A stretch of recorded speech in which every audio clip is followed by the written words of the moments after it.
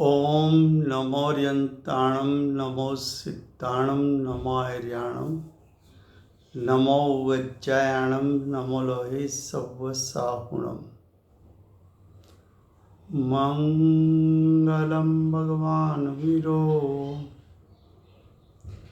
मंगलम गौतमो गणी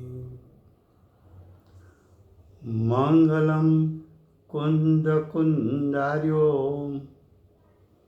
जैन धर्मोस्तु मंगलम। ओंकार बिंदु संयुक्तम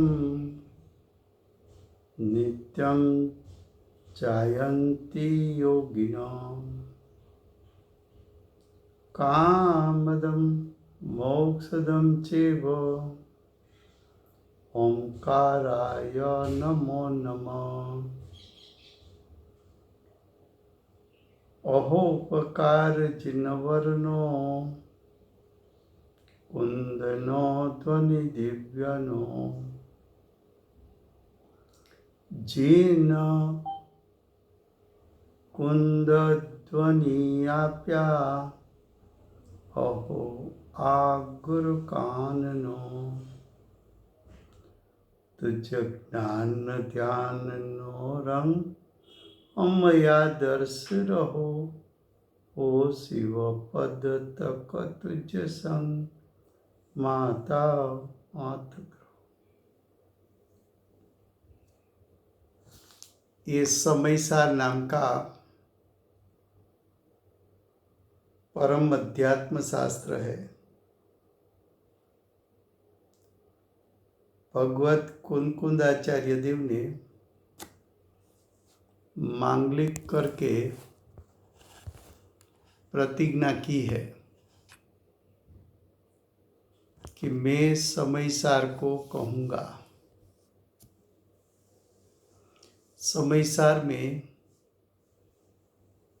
जीव अजीव अधिकार चलता है। आचार्य भगवान जीव अजीव अधिकार में अज्ञानी अजीव को जीव मानता है, वो अभिप्राय छुड़वा कर जीव का असल स्वभाव का परिचय कराकर जीव के त्रिकाल शुद्ध स्वभाव का लक्ष्य करके सम्यक दर्शन की प्राप्ति कराना चाहते हैं। फिर से गुजराती में आ समयसार नामनु परम अध्यात्म शास्त्र छे। आचार्य भगवंते मांगलिक करीने समयसारने कहेवानी प्रतिज्ञा करी छे।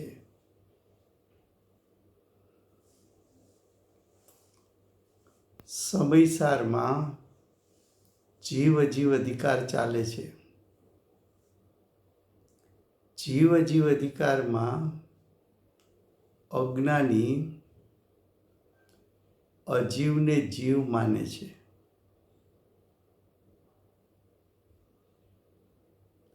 ये अभिप्राय छोड़ावा माटे जीवनु असल त्रिकाल शुद्ध स्वरूप केवुं छे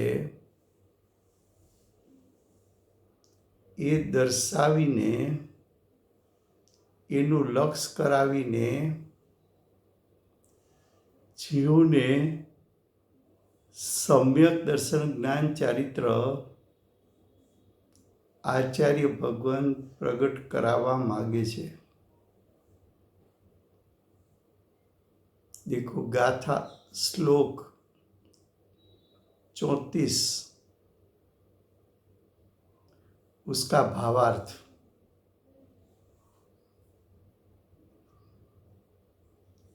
गाथा 34 एनो भावार्थ। जो स्वयं के स्वरूप का अभ्यास करते हो तो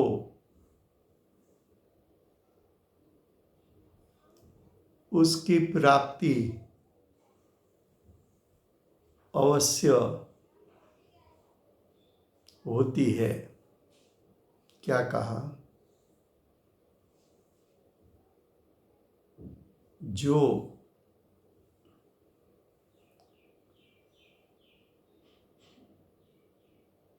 स्वयं के स्वरूप का, क्या कहा, कोई उत्तम मुमुक्षु हो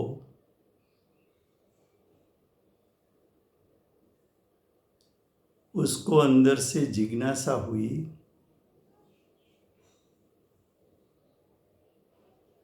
बाहर में कुछ वैराग प्राप्त हुआ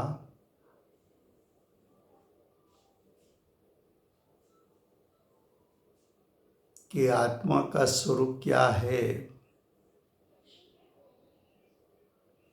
यानी मेरा स्वरूप क्या है,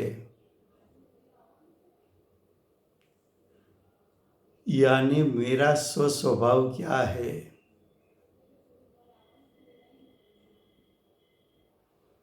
अगर स्वस्वभाव का अभ्यास करे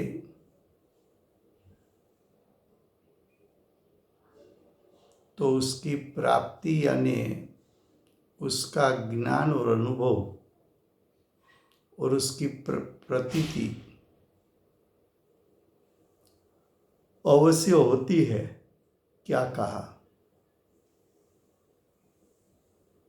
श्रीमद जी ने कहा ना, હું કોણ છું, ક્યાંથી થયો, શું સ્વરૂપ છે મારું ખરું।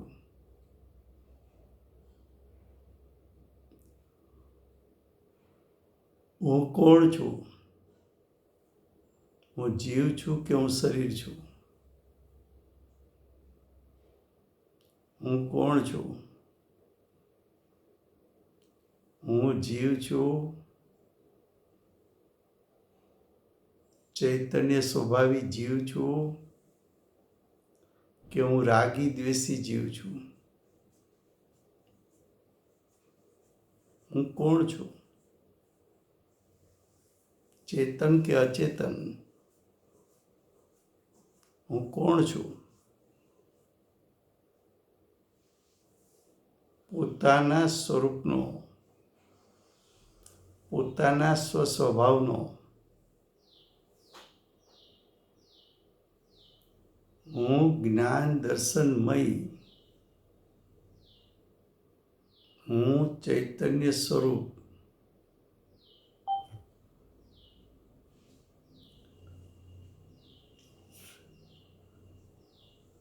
मैं चैतन्य स्वरूप हूँ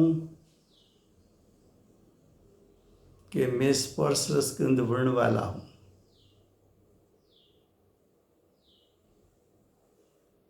मैं आत्मा हूँ कि मैं शरीर हूँ? जानन देखन क्रिया वो मेरी क्रिया है कि खाना पीना, हरना फिरना वो मेरी क्रिया है?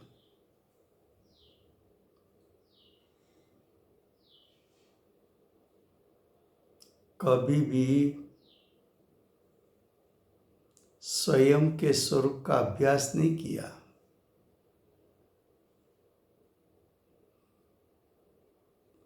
जीव अनादिकाल से संसार में है, चार गति में है, दुखी है।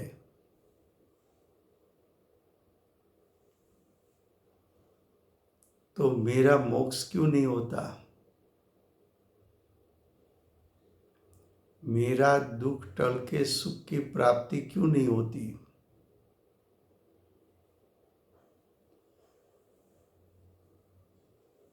तो अनादिकाल से आज तक स्वयं के स्वरूप यानी स्वस्वभाव का अभ्यास नहीं किया, स्वस्वभाव का परिचय नहीं किया, स्वस्वभाव को ग्रहण नहीं किया, स्वस्वभाव को प्रतीत नहीं किया, स्वस्वभाव का लक्ष्य नहीं किया, स्वस्वभाव को जाना नहीं, उसमें कभी रमणता की नहीं, स्वस्वभाव का कभी आस्वाद लिया नहीं, उसका भी कभी चिंतन मनन स्वाध्याय किया नहीं। अगर स्वस्वरूप का अभ्यास करे, अगर स्वस्वभाव को प्रतीत करे, अगर स्वस्वभाव को जाने, अगर स्वस्वभाव का लक्ष्य करे, तो उसकी यानी स्वस्वभाव की प्राप्ति अवश्य होती है।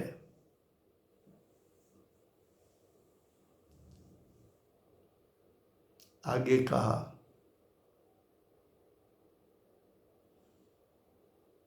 जो परवस्तु होय तो तेनी प्राप्ति न थाय।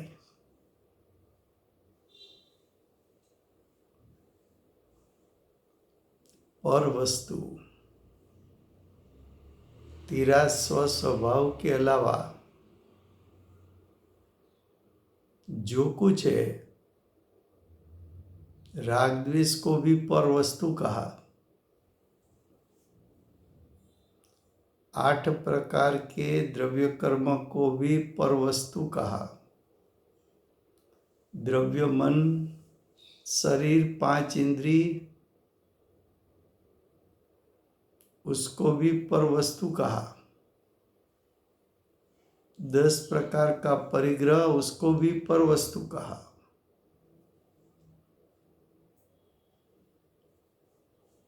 क्षोभसम ज्ञान को भी परवस्तु कहा। कर्म सापेक्ष परिणामों को भी परवस्तु कहा।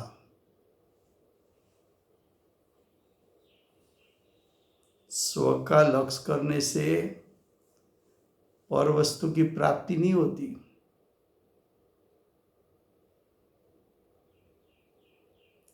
आगे बताया, स्वयं का स्वरूप तो मौजूद है। माता जी ने बोला, જાગતો જીવ ઊભો છે, ઊભો છે એટલે વિદ્યમાન છે,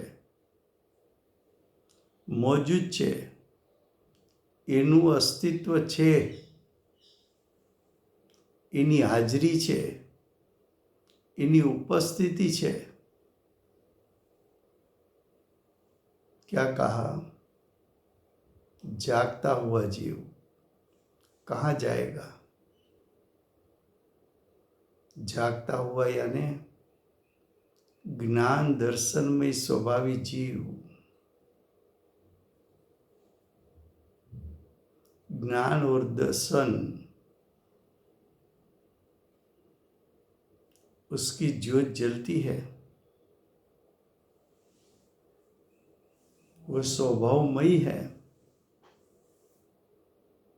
जानन देखन स्वभाव जीव का मौजूद है। जानन देखन स्वभाव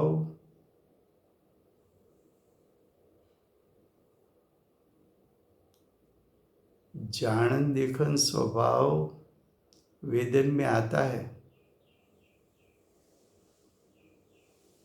तो स्वयं का स्वस्वभाव, ज्ञान दर्शन स्वभाव, ज्ञान आनंद स्वभाव, ज्ञान आनंद स्वभाव मौजूद यानी विद्यमान है। वेदन में आ सकता है, अनुभव में आ सकता है, प्रतीत में आ सकता है, जानने में आ सकता है। लेकिन उसको भूल रहा है।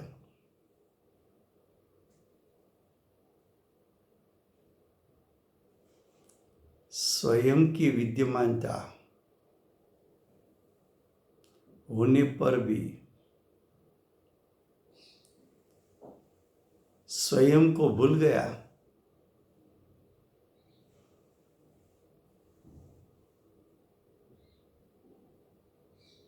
क्या कहा? પોતાનું સ્વરૂપ, પોતાનું જ્ઞાન આનંદ સ્વરૂપ, પોતાનો જ્ઞાન આનંદ સ્વભાવ મોજૂદ એટલે વિદ્યમાન છે, હાજરા હાજર છે. એને શોધવા જવો પડે એમ નથી. તારું આત્મા સ્વયં સિદ્ધ,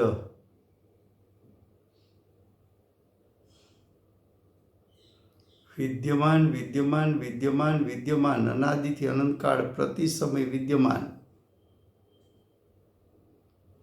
સ્વરૂપ તો મોજૂદ છે, પણ એનું લક્ષ કરતો નથી એટલે ભૂલી રહ્યો છે.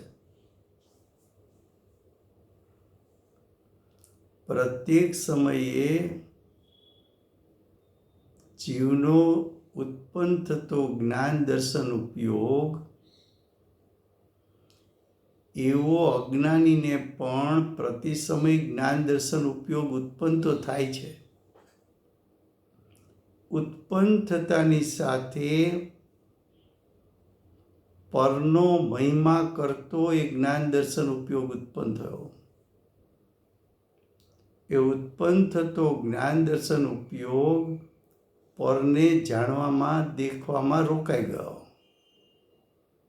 એ જ્યારે પરને જાણે છે દેખે છે ત્યારે પરમાં તન્મય થઈ જતો હોવાથી સહજપણે સ્વસ્વરૂપ ભૂલાઈ જાય છે.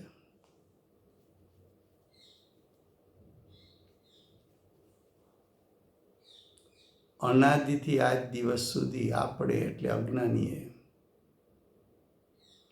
જ્ઞાન દર્શન ઉપયોગ ઉત્પન્ન થતાની સાથે એ જ્ઞાન દર્શન ઉપયોગે સ્વસ્વરૂપનું એક સમય માટે પણ લક્ષ કર્યું નથી. વિદ્યમાન છે ને, વિદ્યમાન તો છે, વિદ્યમાન તો રહેવાનો છે, પણ વિદ્યમાન કોના માટે? જે લક્ષ કરે એના માટે. क्या कहा? तेरा ज्ञान दर्शन उपयोग प्रति समय उत्पन्न तो होता है,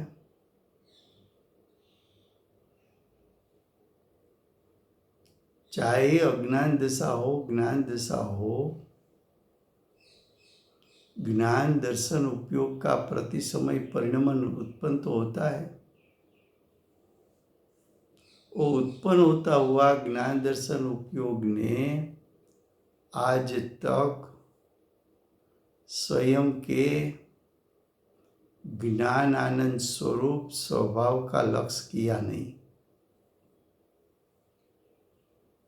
स्वस्वभाव को भूल गया. भूल क्यों गया? कि ज्ञान दर्शन उपयोग उत्पन्न हुआ, वो उत्पन्न होने के साथ परद्रव्य की महिमा में जुड़ गया. उसको पर पदार्थ मेरा स्वरूप है, पर पदार्थ मेरे हितकारी है.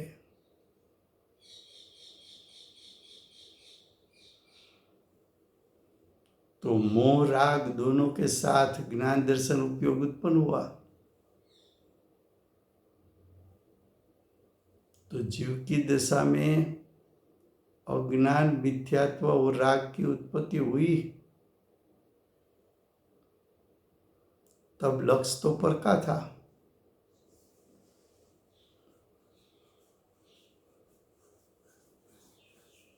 इसलिए स्व को भूल गया।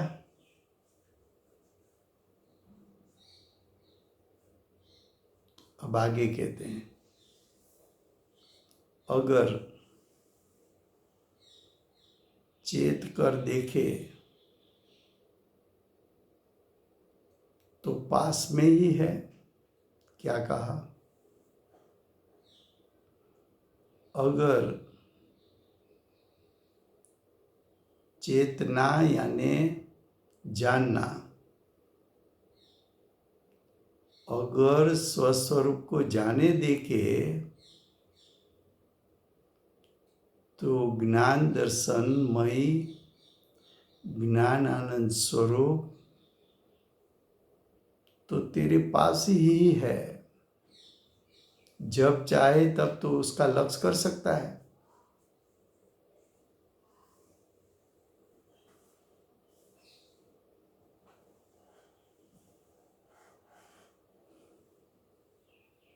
क्या कहा?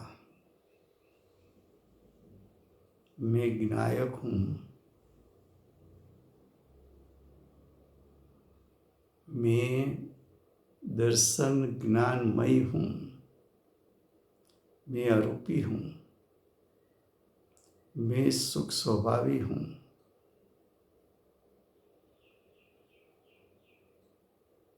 ऐसा तेरा त्रिकाल परिपूर्ण शुद्ध स्वरूप प्रति समय विद्यमान विद्यमान विद्यमान विद्यमान रहता है। तो जब चाहे तब उसका दर्शन कर सकते हो, जब चाहे तब तो उसको प्रतीत कर सकते हो, जब चाहे तब तो उसको जान सकते हो, जब चाहे तब तो उसका लक्ष्य कर सकते हो, जब चाहे तब तो उसमें रमणता स्थिरता लीनता कर सकते हो। ये तो तेरे पास।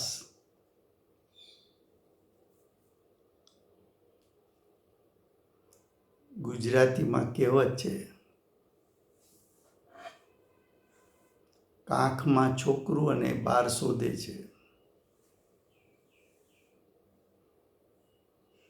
મારું બાળક ખોવાઈ ગયું।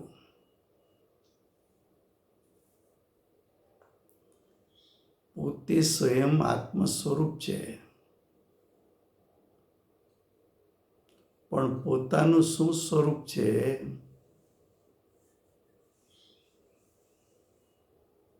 એનું શ્રદ્ધાન અને ભાન નથી,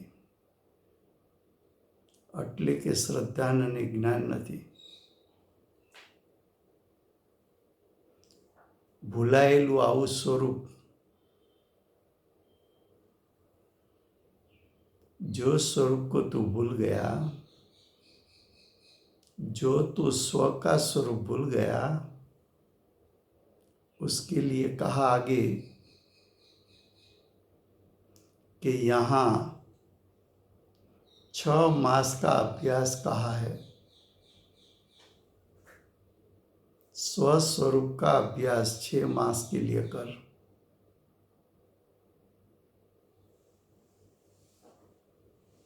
उसका मतलब ये नहीं कि 6 मास ही होगा और इतना ही समय लगेगा। वो स्वरूप तो अंत मुहूर्त मात्र में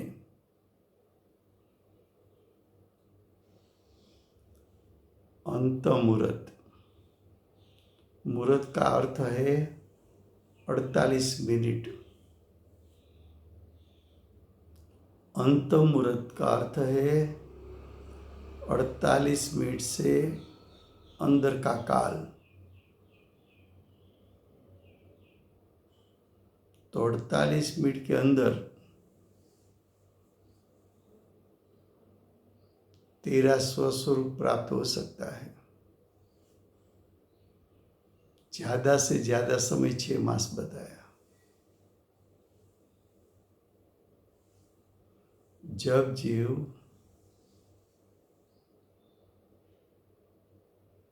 आत्म स्वभाव सन्मुख होकर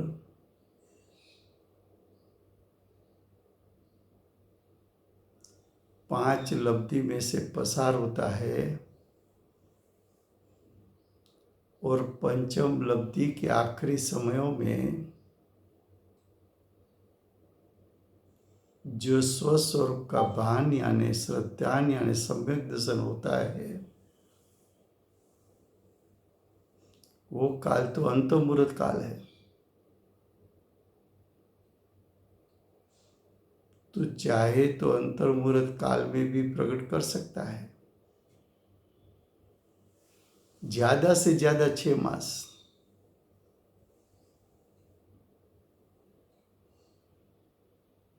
लेकिन हम कभी उपयोग को एकाग्र करते नहीं हैं। अगर उपयोग को भी एकाग्र किया तो बाद में उसका सातत्य, उसकी कंटिन्यूटी रखते नहीं है। देखो 1 कलाक स्वाध्याय किया, तब उपयोग यहाँ है। स्वरूप के बारे में चिंतन में चला जाता है 1 घंटा। जैसा 1 घंटा पूरा हुआ तो बाद में जो कुछ उपयोग एकाग्र हुआ था, वो एकाग्रता को छोड़ दी और पर विषय में चला गया।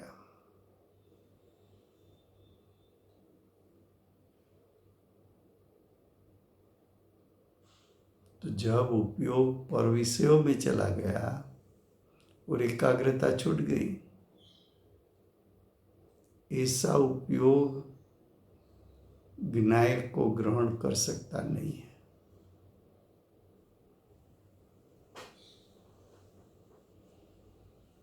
हमें क्यों 6 मास में प्राप्त नहीं हुआ?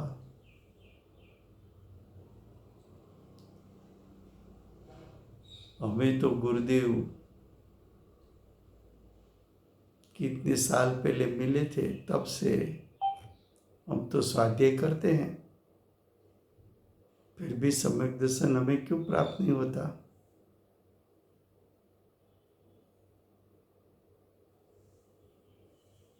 तो क्या हमारा जो विकल्प का कोलाहल है, स्वरूप का चिंतन घंटा 2 घंटा 3 घंटा करता है,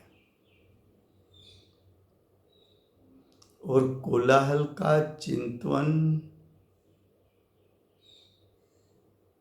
20, 21, 22 घंटा 23 घंटा करता है।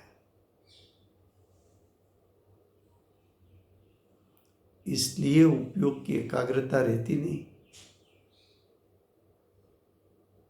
ये 6 मास का अभ्यास, वो तो कंटिन्यूटी होनी चाहिए।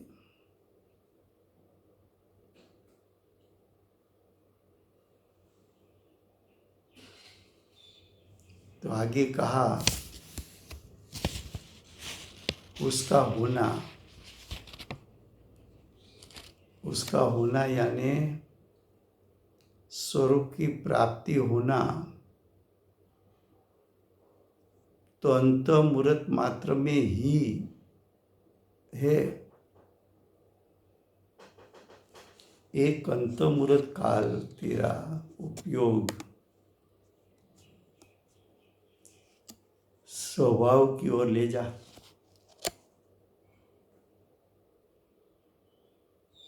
तो अवश्य 4 लब्धि में पसार होकर 5वीं लब्धि में प्रवेश करेगा और 5वीं लब्धि के करीबन अंत में आएगा तो तू सम्यक दर्शन प्राप्त करके खड़ा होगा। अब आगे क्या कहा, लेकिन शिष्य को बहु कठिन लगता है तो उसका निषेध किया है। शिष्य को लगता है कि आत्मा तो अरूपी है, मैं कैसे जान सकूं।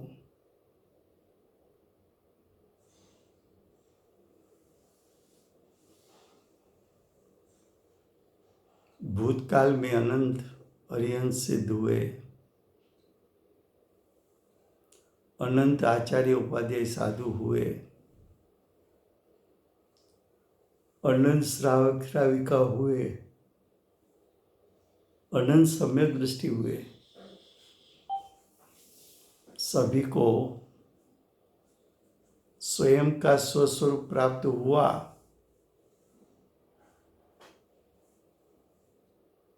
उसको भी अज्ञान दशा में पहले कठिन लगा था, लेकिन बाद में प्राप्त तो कर लिया। तुझे कठिन लगता है,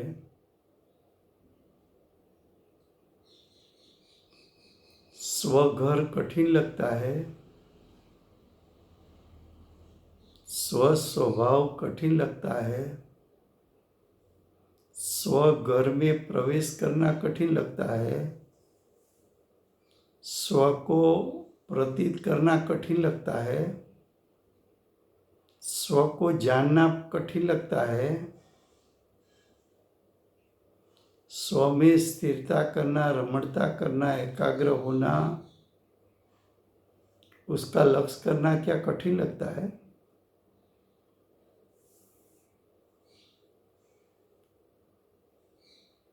तेरा स्वरूप, तेरा स्वयं का स्वरूप, तेरे ज्ञान की ताकत तो एक समय में 3 काल 3 लोग जानने की है। वही तेरा ज्ञान क्या तेरे स्वस्वरूप को नहीं जान सकता।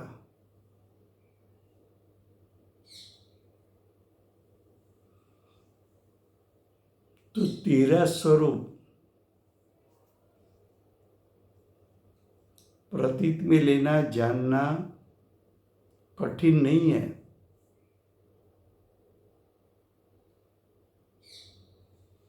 उसको समझने में अनंत काल लगता नहीं है।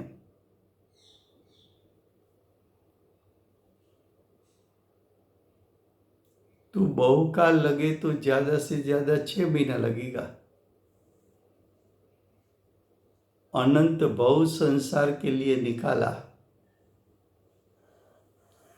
एक बहु स्वस्वरूप के लिए निकाल दे। एक बहु का भी 6 मास।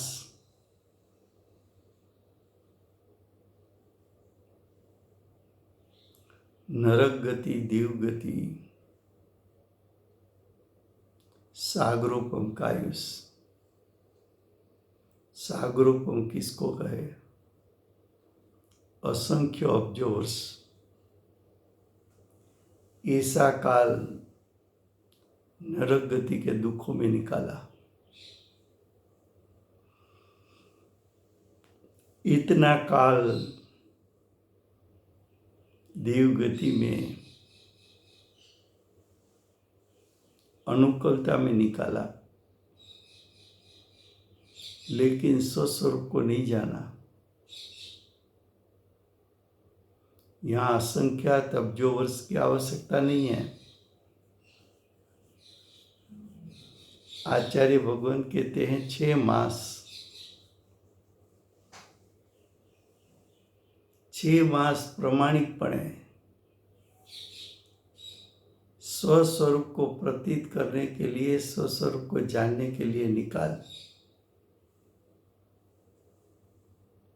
उससे अधिक समय नहीं लगेगा। अब आगे कहा, इसलिए अन्य निष्प्रयोजन कोलाहल छोड़कर इसमें लगने से जल्दी स्वस्वरूप की प्राप्ति होगी, ऐसा उपदेश है। क्या कहा?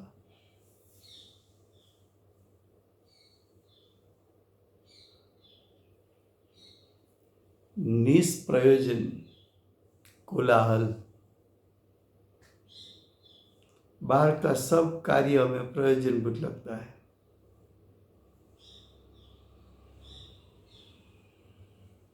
चौबीस घंटे जितनी प्रवृत्ति है उसमें स्वस्वरूप को जानने की प्रायोरिटी कितनी है, सोच ले। अगर स्वस्वरूप को जानने की प्रायोरिटी नहीं है, उसका मतलब ये है कि दूसरे समयों में जो कुछ तू जानने में रुक गया वो एक भी प्रयोजनभूत नहीं था।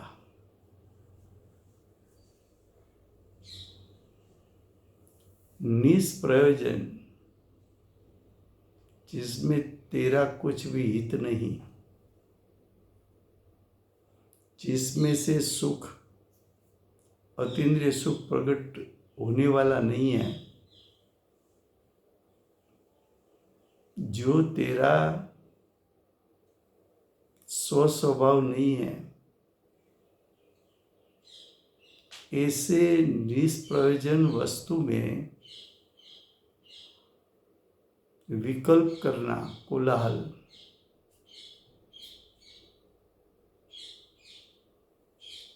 ऐसे परवस्तु संबंधी विकल्पों को छोड़कर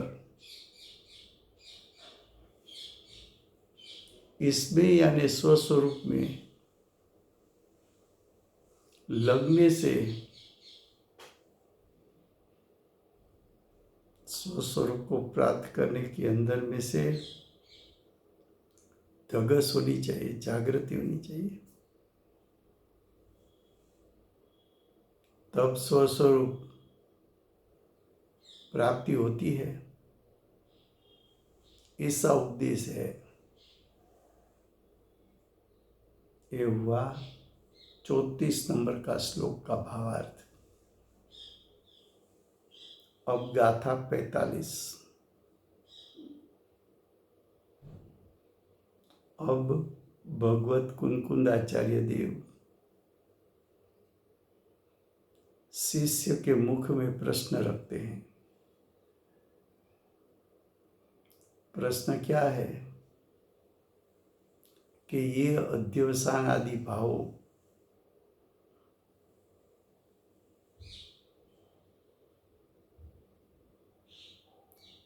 उसको जीव नहीं कहा। अध्यवसान आदि भाव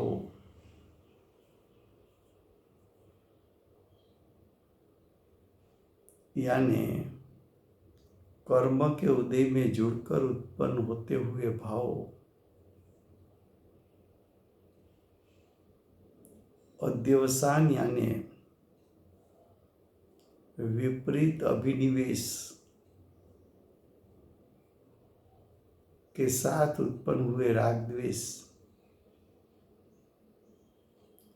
ये भावों को आपने जीव नहीं कहा।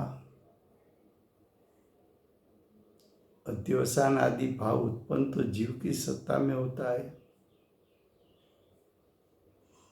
उसका कर्ता तो जीव है।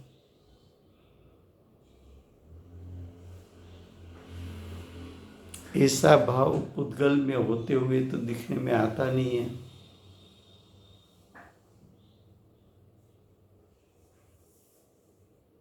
फिर भी आपने अध्यवसान आदि भावों को जीव नहीं कहा, अन्य चैतन्य स्वभाव जीव कहा, ज्ञान दर्शनमयी स्वाभाविक को जीव कहा, ज्ञान और अतीन्द्रिय आनंदमयी जीव कहा,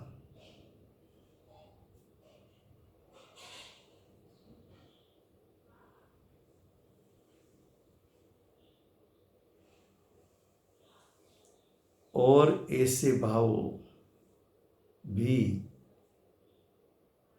ऐसे भाव का अर्थ क्या है? अध्यवसान आदि भाव।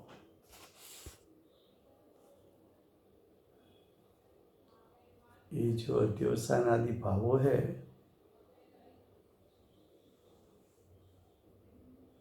वो चैतन्य के साथ यानी आत्मा के साथ संबंध रखने वाले प्रतिभासते हैं। ये तो आत्मा के परिणाम है, ऐसा जानने में आता है।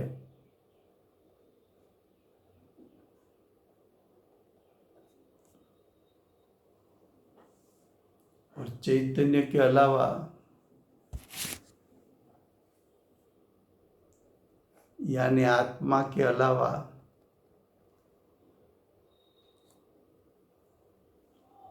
जड़ में यानी पुद्गल में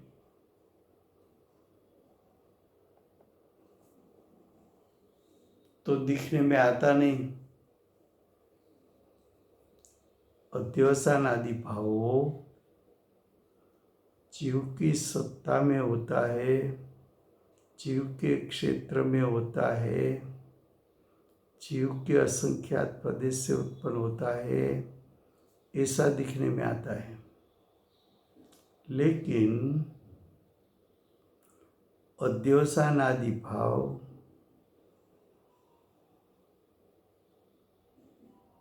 अचेतन जड़ में होते हैं, ऐसा दिखने में तो आता नहीं। फिर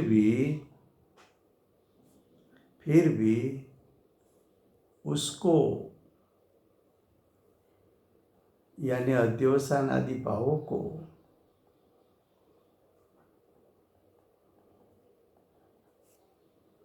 पुद्गल स्वभाव क्यों कहा?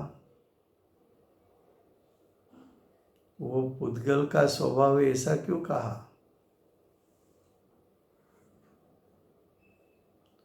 उसके उत्तर का गाथा सूत्र कहते हैं।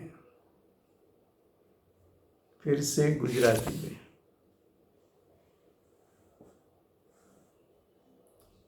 હવે શિષ્ય પૂછે છે કે 34 નંબરનો શ્લોક પૂરો થયો। ગાથા 45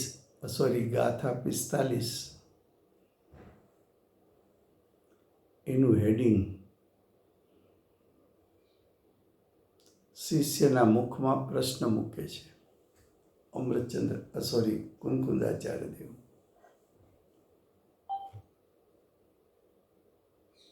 शिष्य पूछे छे कि अध्यवसान आदि भावो, अध्यवसान एटले विपरीत अभिनिवेश सहित राग द्वेष। आ भावो शिष्य एम कहूं कि आ भावो आपे जीवना न कया। कुंकुंदाचार्य देवे अध्यवसान आदि भावों ने जीव न कहो। જો આ પરિણામ જીવના નથી તો કોના છે?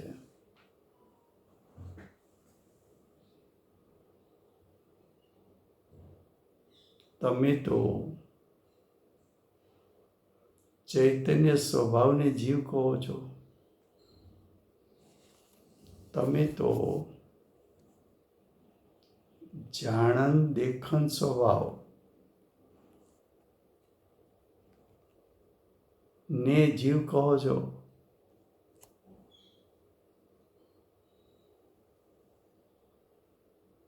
તો પછી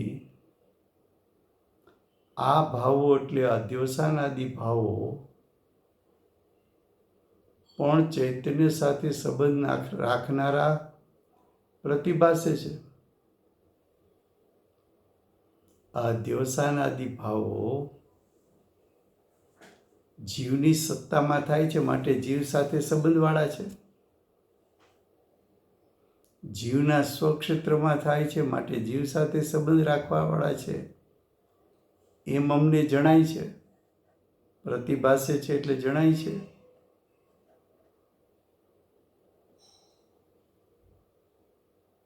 ચૈતન્ય સિવાય આવા અધ્યવસાનાદિ ભાવો આત્મા સિવાય, ચૈતન્ય સિવાય એટલે આત્મા સિવાય જળમાં તો દેખાતા નથી. જળ કહેતા પૂતગલ, તો પૂતગલમાં થતા તો દેખાતા નથી. તેમ છતાં તેમને એટલે અધ્યવસાનાદિ ભાવોને પૂતગલના સ્વભાવ કેમ કયા?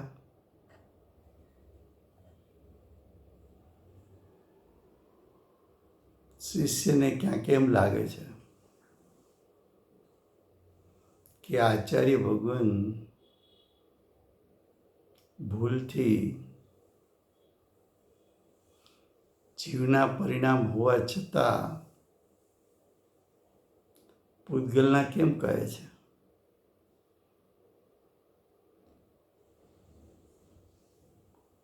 તો આચાર્ય ભગવાન તેના એટલે શિષ્યના ઉત્તરનું ગાથા સૂત્ર કહે છે.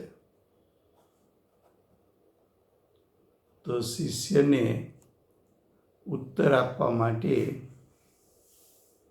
આચાર્ય ભગવંતે 45 ગાથા લખી છે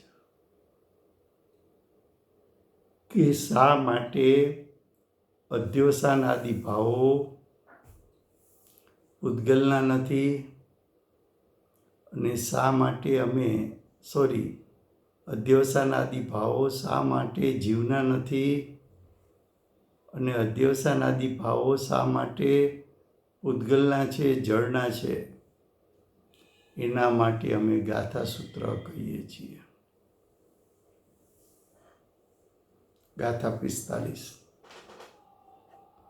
રે કર્મ અષ્ટ પ્રકારનો ચિન્હ સર્વ પૂતગલમય કહે, પરિપાક સમયે જેહનો ફળ દુઃખના પ્રસિદ્ધ છે. શું કહ્યું? કે 8 પ્રકારના કર્મ છે. એ વાત તો જીનેન્દ્ર દેવે પોતે કહેલી છે. અને 8 પ્રકારના કર્મ પૂતગલ છે એવું પણ ખરેખર તો જીનેન્દ્ર દેવે કહ્યું છે.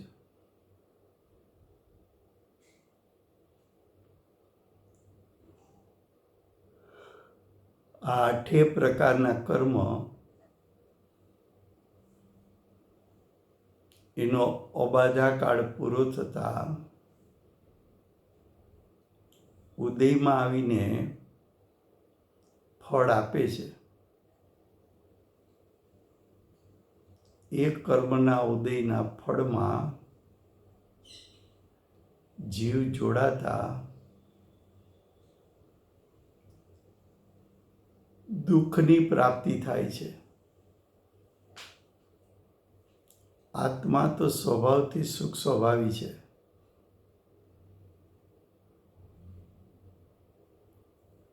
અને કર્મનો વિપાક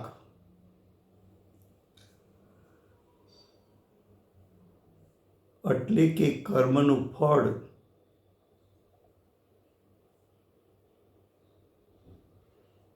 છે તો દુઃખરૂપ.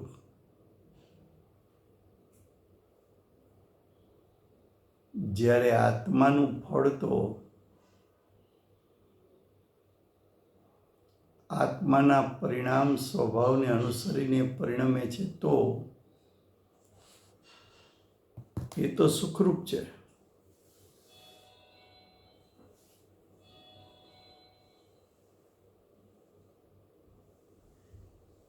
क्या कहा फिर से?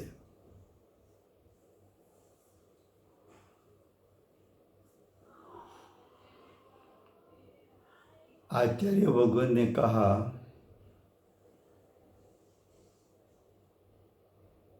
कि जिनेन्द्र भगवान सर्वज्ञ देव, जहाँ से हम वाणी सुनकर आए हैं, ऐसे तीर्थ के नायक, तीर्थ के स्थापक, तीर्थ के प्रवर्तक, तीर्थंकर परमात्मा एक समय में 3 काल 3 लोक को जानकर केवल ज्ञान अनुसार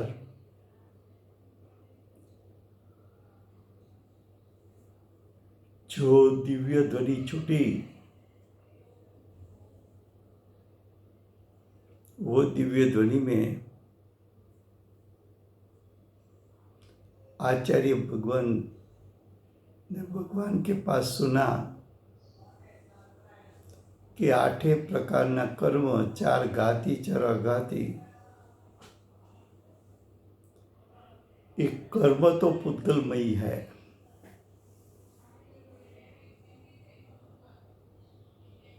ऐसा तो भगवान ने कहा है. और ऐसा कर्म 8 प्रकार के अज्ञानी की सत्ता में पड़ा है. और ऐसे 8 प्रकार के कर्म उसका बाधा काल पूर्ण होता है तब फल भी मिलता है.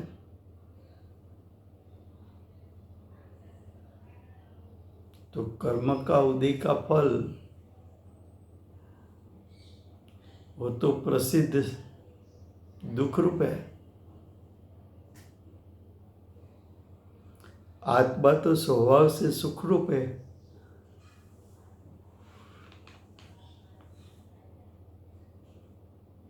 तो जो दुख उत्पन्न हुआ वो कर्म को अनुसरण करके जीव ने परिणाम किया तो दुख उत्पन्न हुआ. इसलिए ये अध्यवसान आदि भाव आत्मा के नहीं है. क्या कहा?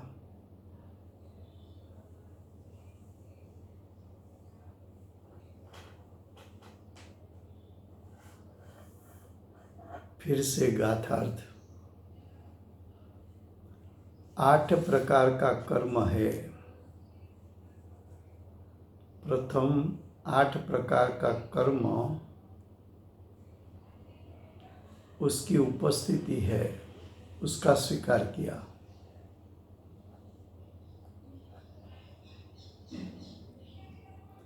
आठ प्रकार के कर्म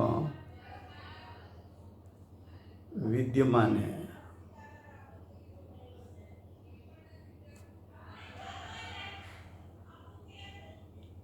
वो सर्व, वो यानी 8 प्रकार के कर्म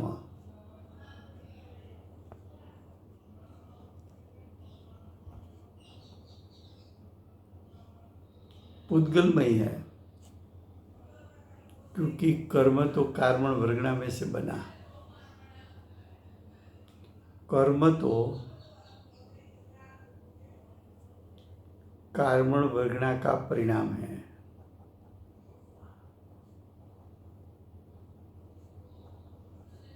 और कार्मण वर्गणा वो तो पुद्गल परिणाम है।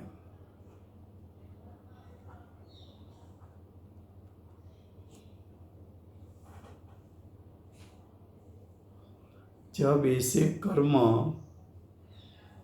उसका उदय आया और जीव उसमें जुड़ गया,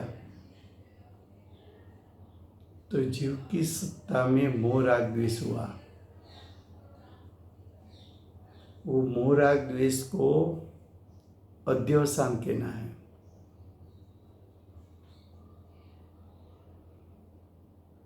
तो जीव ने कर्म के उदय का अनुसरण किया, यानी पुद्गल का अनुसरण किया, यानी 8 कर्म का अनुसरण किया। तो पुद्गल को अनुसरण करके जो परिणाम उत्पन्न हुआ उसको भी पुद्गल कहना है। अगर जीव 8 कर्म के बदले में आत्म स्वभाव को अनुसरण करके परिणाम उत्पन्न करता है, तो वो परिणाम तो सुखमय है, और सुख आत्मा का स्वभाव है। तब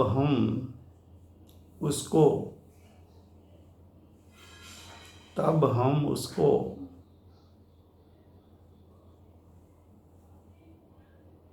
जीव के परिणाम कहते हैं, सुखमय है। तो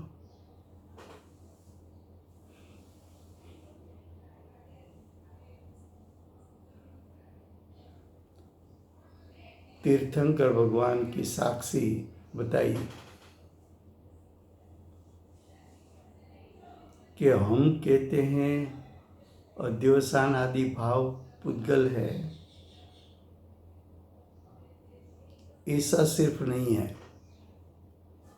ये बात तो सर्वज्ञ देव ने कहा है। तो ये किस लिए ऐसी बात बताई? तो कि इसलिए बताई कि कर्म का उदय उसका लक्ष्य छुड़वाना है और आत्म स्वभाव का लक्ष्य कराना है। अगर तू कर्म का उदय का लक्ष्य करेगा, अगर तू कर्म के उदय में जुड़ेंगे, तो अध्यवसान आदि भाव उत्पन्न होंगे और उसका फल दुख आएगा। जब कर्म का उदय है तब आत्म स्वभाव भी विद्यमान है। तो आत्म स्वभाव विद्यमान है, तो उसको अनुसरण करके सुखता रूप परिणमन कर ले।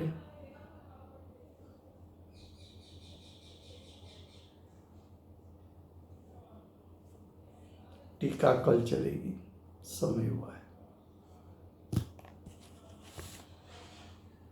वर्तमान 24 के आखिरी तीर्थनायक बाल ब्रह्मचारी महावीर भगवान नो जय हो। महाविद्य क्षेत्रे विराजता प्रथम तीर्थंकर, धर्म धुरंधर, अनंत चतुष्टय के धारक, दिव्य ध्वनि के दातार, शासन उपकारी श्री सिमंदर भगवान नो जय हो।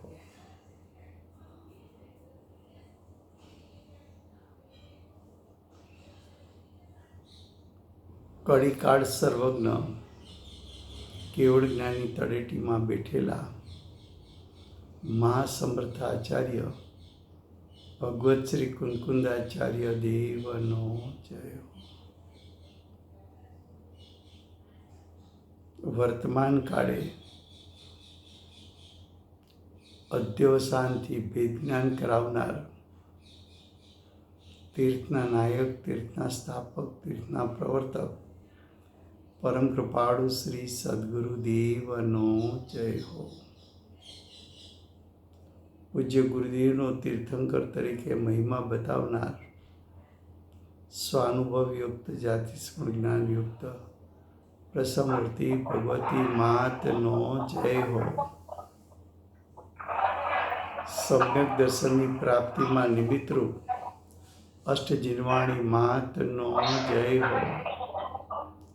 પૂજ્ય ગુરુદેવ અને માતાજીની સાધના ભૂમિ સુવર્ણપુરી ધામનો જય હો. સુવર્ણપુરી ધામમાં પધારનાર જંબુદ્વીપસ્ય સર્વે જીનેન્દ્ર ભગવાનનો જય હો.